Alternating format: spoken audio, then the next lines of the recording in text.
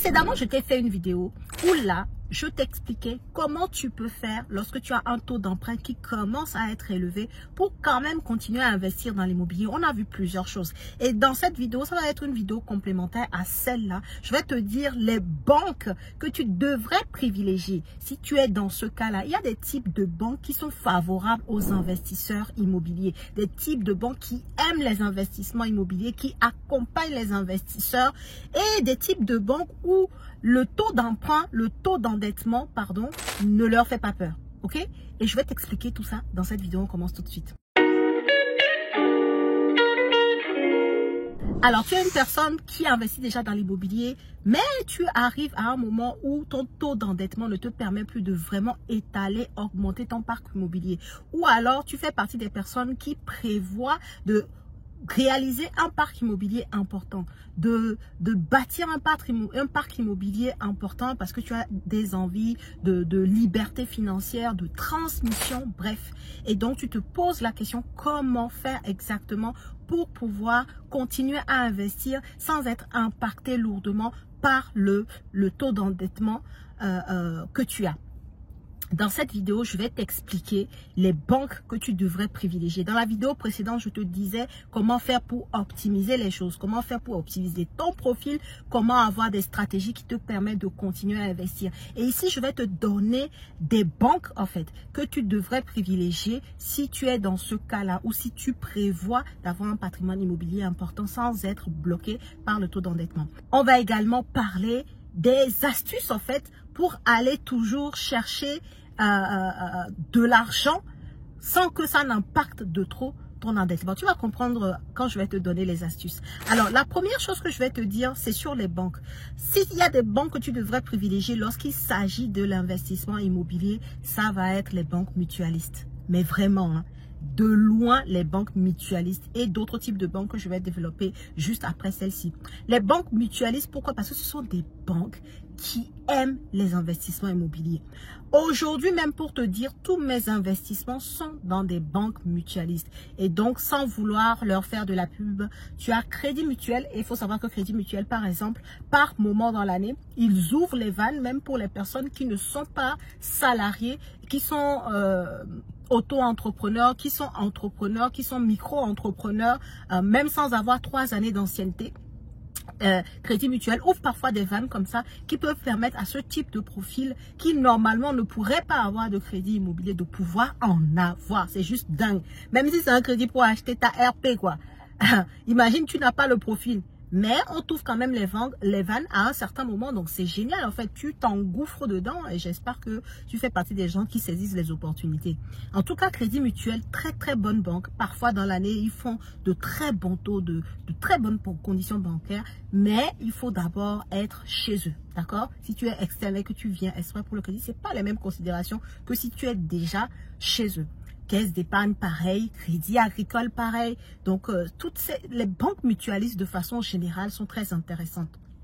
Et ce qui est bien, c'est que si tu, admettons, tu habites en Île-de-France, que tu es en train d'acheter dans le Nord, tu peux consulter les banques mutualistes de différentes régions, en fait. Elles ne communiquent pas entre eux. C'est pas comme, par exemple, la Banque Postale qui est une banque nationale, la BNP qui est une banque nationale. Une fois que tu vas dans une BNP et que tu fais une demande de crédit, bah, c'est fini, en fait. Si tu vas dans une autre BNP, dans une autre région, bah, en fait, on va retrouver ton dossier. Les banques mutualistes sont régionalisées, sont des banques régionales, pardon. Et donc, du coup, ça fait que, admettons, tu vas dans une agence en Île-de-France et que peut-être que le conseiller n'était pas pro-investissement. Voilà, ça dépend toujours quand même des personnes, hein, même si l'agence ou même si la banque mutualiste aime accompagner les investisseurs, tu tombes sur un mauvais conseiller qui n'est pas inspiré, bah, en fait, ton dossier peut passer à la trappe. Ben, si ça t'arrive en Île-de-France et que ton projet se trouve dans le Nord, tu vas dans une autre agence dans le Nord et ton dossier pourrait être pris en compte si tu tombes sur un autre type de conseil. Tu vois, donc en fait, ça te donne plus de chances même de pouvoir avoir un crédit immobilier dans ce réseau-là, dans ce réseau d'agences. Donc ça, c'est vraiment très, très intéressant si tu veux continuer à investir dans l'immobilier et profiter des banques qui vont t'accompagner malgré un taux d'endettement élevé. Va voir les banques mutualistes. Deuxième type de banque dont je vais te parler, ça va être les banques d'affaires. fort, fort, fort. Les banques d'affaires, bon, déjà, il faut savoir que quand tu veux investir en banque d'affaires, la majorité du temps, il faut que tu investisses en société. Mais bon, si tu fais partie des personnes comme moi qui veulent avoir un certain parc immobilier, c'est normal et logique, je le disais dans la vidéo précédente, qu'à un moment donné, tu passes en société. Donc, voilà, ça ne sera pas un frein pour toi de passer en société pour passer, dans les banques d'affaires. Et donc, les banques d'affaires, en fait, ne regardent pas au taux d'endettement. Ou alors regardent très peu. Surtout, qu'est-ce qu'elles vont faire? Elles vont regarder ton taux d'endettement perso. Dès lors que tu ne dépasses pas les 40% dans la plupart du temps, elles vont pouvoir te financer. D'accord? Donc, ça fait quoi? Ça fait 40% d'endettement à titre personnel. Parce que les banques d'affaires, si tu es endetté en société, elles ne prennent pas en compte ton endettement en société pour toi, en fait. Elles considèrent que c'est l'endettement de la société, puisque la société est une personne morale. D'accord? Mais quand tu arrives chez elle et que ton endettement personnel sur des choses que tu as achetées en nom propre ne dépasse pas la barre des 40%, tu es finançable. Et ce qui est génial avec elle, c'est que tu vas être financé peut-être à hauteur de 300-400 000 euros en fonction de ta situation, évidemment. Tu finis l'investissement roule, les loyers tombent, ça rend bien rentable, tu retournes chez eux, et ils te refinancent à nouveau. Voilà, sur la même structure ou sur une structure nouvelle, elle te refinance. C'est vraiment, les banques d'affaires, c'est une pépite.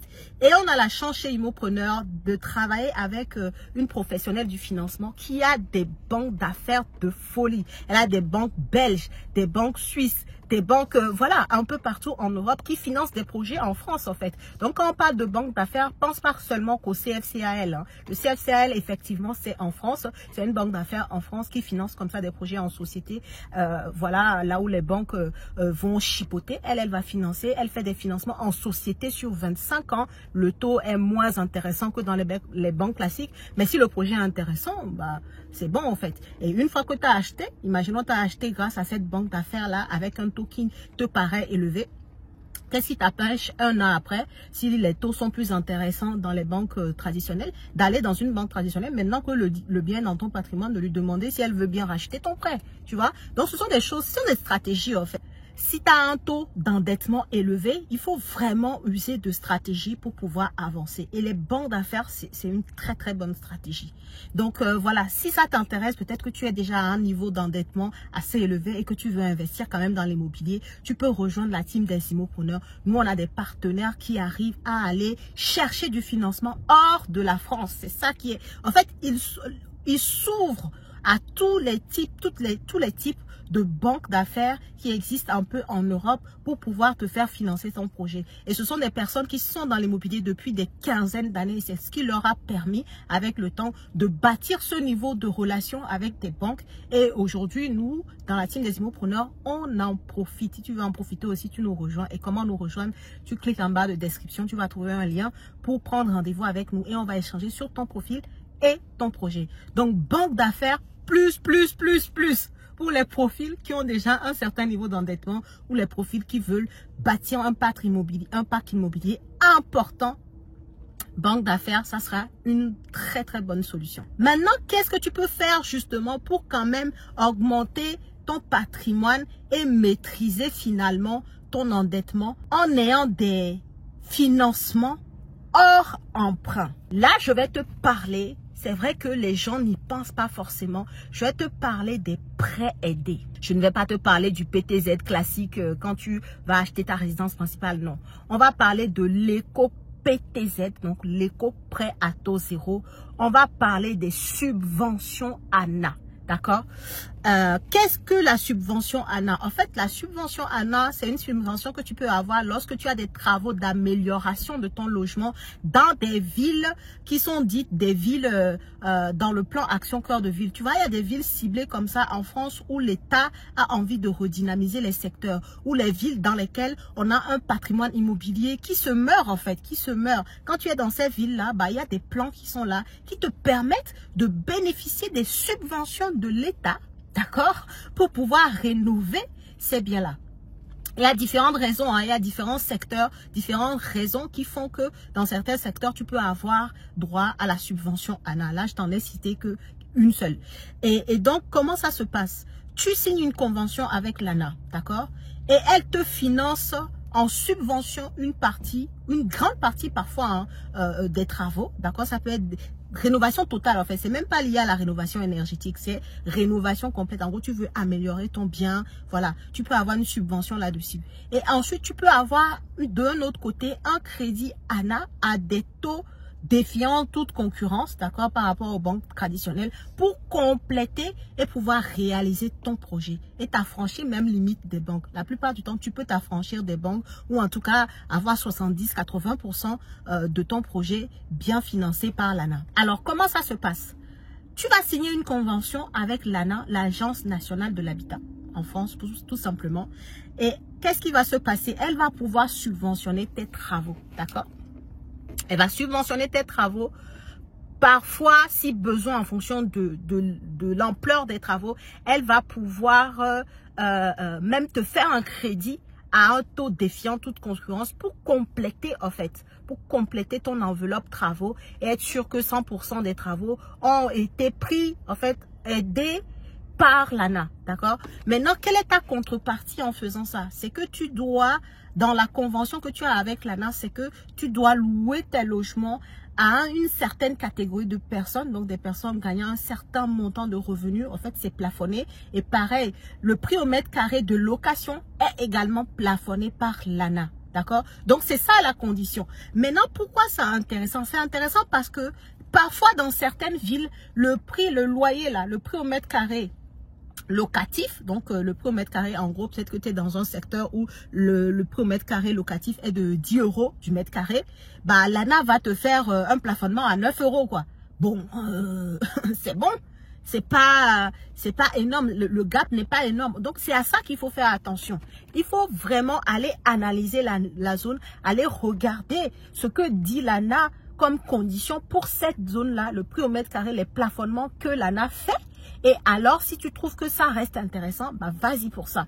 Parce que quand tu as des subventions ANA, en plus à ça, bon bah tu as ma prime rénov également. Hein, si tu as de la rénovation énergétique, c'est aussi une prime quoi, comme une subvention. Sauf que ma prime rénov, tu n'as pas de convention ANA à signer, parce que vraiment c'est une prime pour la rénovation énergétique. Et donc dans ce cas-là, en fait, tu n'as pas de plafonnement de loyer, de type de profil à avoir dans ton logement, non. Ok, donc ça c'est ma prime renouvelable, je vais en parler tout à l'heure. Mais pour en revenir sur la subvention ANA, ça va te permettre de littéralement baisser l'endettement que tu vas avoir sur le bien. Tu vois? Puisque ton objectif là, c'est de pouvoir investir et maîtriser ton endettement pour continuer à faire grossir ton parc. Bah, les subventions ANA peuvent permettre ça. Et comme je disais, en fonction des villes, finalement, j'ai déjà vu des gens avec de la subvention ANA qui ne perdaient pas grand-chose en termes de loyer par rapport à s'ils avaient loué tout seuls sans plafonnement des loyers par la convention ANA, tu vois. Donc, il faut juste analyser la zone dans laquelle tu veux investir et voir s'il est intéressant pour toi de passer par une convention ANA. Est-ce que ça impacte vraiment le loyer que tu peux obtenir tous les mois ou non? Si ça n'impacte pas beaucoup, va pour la convention ANA, vraiment. Ça peut être très intéressant pour justement optimiser ton endettement. Deuxième type de prêt, ça va être l'éco-PTZ. Et l'éco-PTZ, en fait, tu l'obtiens par ma prime rénov. Si ton bien sur lequel tu veux investir, tu as une prime à la rénovation énergétique dessus par ma prime rénov, elle donne, enfin, le fait d'avoir cette prime-là te donne droit directement, en fait, à demander un éco-PTZ à la banque, d'accord? Et l'éco-PTZ, c'est juste un prêt à taux zéro que la banque t'octroie pour faire de la rénovation énergétique, c'est tout. Et c'est très intéressant aussi, puisque ça te permet toujours de maîtriser ton endettement, puisque si tu as 50 000 € de prêt à taux zéro, bah en fait ta mensualité est bien moindre que si tu es à 3-4%, ce qui sont les taux aujourd'hui en fait. Donc clairement c'est très intéressant dans ce sens-là quoi, tu vois. Et enfin, dernière chose, ça va être les subventions. Je t'ai parlé tout à l'heure de la subvention ANA avec le prêt ANA qui peut être très intéressant en termes de taux. Bah en fait là tu as ma prime rénov. Ma prime rénov là c'est même pas un crédit, c'est pas un prêt du tout, c'est pas un prêt aidé, c'est une prime de l'État pour te permettre de faire de la rénovation énergétique, d'accord? Et tu peux avoir parfois en fonction de tes revenus, ta situation financière, tu peux avoir un financement parfois total. du montant de tes travaux de rénovation énergétique. C'est une subvention, c'est de l'argent. C'est-à-dire, tu payes rien en retour. Tu ne donnes rien en retour. Ce n'est pas une convention, Anna. La seule règle, c'est que tu dois louer le bien. D'accord? Le bien doit être mis en location. Tu ne peux pas bénéficier de la prime rénov et que 6 mois après, tu vends le bien, quoi. Donc ça, en gros, ça va être de l'achat-revente déguisé sous le dos du contribuable. Et ça, c'est pas possible. D'accord? Donc, il faut être très vigilant à ça. Faut pas le faire parce que tu vas te faire rattraper très, très vite. Donc, attention à ça. Tu peux avoir ma prime rénov. Tu rénoves ton bien. Moi, j'en bénéficie là actuellement. Donc, je peux t'en parler. Tu as ma prime rénov. Tu rénoves le bien. Les montants, c'est plusieurs dizaines de milliers d'euros hein, que tu as comme prime pour faire de la rénovation énergétique. Parfois, ça finance totalement tes travaux. C'est pas mon cas. Ça finance juste une partie de mes travaux, mais c'est quand même très, très intéressant. Et du coup, en contrepartie, bah, tu mets ton bien en location, c'est tout. Tu vois, donc c'est très très intéressant parce que encore une fois ça va venir baisser finalement l'enveloppe que tu dois demander en termes de crédit immobilier pour finaliser ton projet. Et plus tu baisses l'enveloppe de crédit, et ben plus tu maîtrises ta capacité d'emprunt tout simplement en fait, et tu maîtrises ton taux d'endettement. Ok, donc voilà ce que je vais te dire dans cette vidéo sur tout ce qui est crédit immobilier, à qui demander, comment faire toujours pour être dans la maîtrise là de son taux d'endettement. Voilà des solutions aujourd'hui des banques par qui tu devrais passer si tu veux quand même avancer, si tu as un niveau de taux d'endettement. Tu as tout dans cette vidéo. Dis-moi ce que tu en penses en commentaire, si tu as déjà utilisé ma prime rénov, si tu as déjà fait une convention ANA, et on se retrouve dans la prochaine vidéo.